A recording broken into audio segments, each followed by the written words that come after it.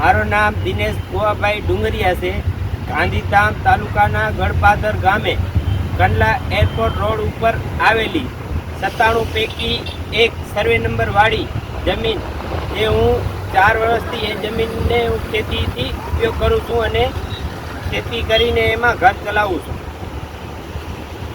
હવે મારી માંગ એ છે કે નવેસર જે કંડલા એરપોર્ટ રોડ બનાવવામાં આવ્યો હતો ત્યારે જે પાણીના વહેણ માટેના જે પાઇપ હતા તે પૂરી નાખવામાં આવેલા હતા. તો હવે મારી માંગ એ છે કે એ પાઇપ ખુલ્લા કરવામાં આવે અને જે 2 વર્ષથી મને જે નુકસાન થયું છે પાકમાં તે પાકનું મને વળતર આપવામાં આવે.